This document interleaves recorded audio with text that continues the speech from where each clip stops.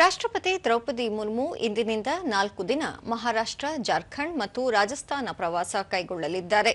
ಮುಂಬೈನ ಲೋಕಭವನದಲ್ಲಿಂದು ಸಂಜೆ ಆಯೋಜಿಸಿರುವ ಕಾರ್ಯಕ್ರಮದಲ್ಲಿ ಜೀವಗಳನ್ನು ಉಳಿಸುವುದು ಮತ್ತು ಆರೋಗ್ಯಕರ ಭಾರತವನ್ನು ನಿರ್ಮಿಸುವುದು ಎನ್ನುವ ರಾಷ್ಟ್ರೀಯ ಅಭಿಯಾನಕ್ಕೆ ಚಾಲನೆ ನೀಡಲಿದ್ದಾರೆ.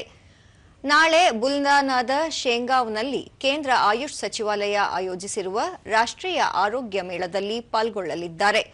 ಬಳಿಕ ನಾಗ್ಪುರದಲ್ಲಿ ಬ್ರಹ್ಮಕುಮಾರಿ ಆಯೋಜಿಸಿರುವ ಏಕತೆ ಮತ್ತು ಟ್ರಸ್ಟ್ ಮೂಲಕ ಮಹಾರಾಷ್ಟ್ರದ ಸುವರ್ಣಯುಗದ ರಾಜ್ಯ ಮಟ್ಟದ ಕಾರ್ಯಕ್ರಮ ಉದ್ಘಾಟಿಸಲಿದ್ದಾರೆ. ನಾಡಿದ್ದು ಗುರುವಾರ ಜಾರ್ಖಂಡ್ನ ಜಗನ್ನಾಥ ಆಧ್ಯಾತ್ಮಿಕ ಮತ್ತು ಸಾಂಸ್ಕೃತಿಕ ದತ್ತಿ ಕೇಂದ್ರ ಟ್ರಸ್ಟ್ ಆಯೋಜಿಸಿರುವ ಜಮ್ಶೆಡ್ಪುರದ ಶ್ರೀ ಜಗನ್ನಾಥ ದೇವಾಲಯದ ಭೂಮಿ ಪೂಜೆಯಲ್ಲಿ ಪಾಲ್ಗೊಳ್ಳಲಿದ್ದಾರೆ. ನಂತರ ಜಮ್ಶೆಡ್ಪುರದ ಮಣಿಪಾಲ್ ಟಾಟಾ ವೈದ್ಯಕೀಯ ಕಾಲೇಜಿಗೆ ಭೇಟಿ ನೀಡಿ ಸಂವಾದ ನಡೆಸಲಿದ್ದಾರೆ.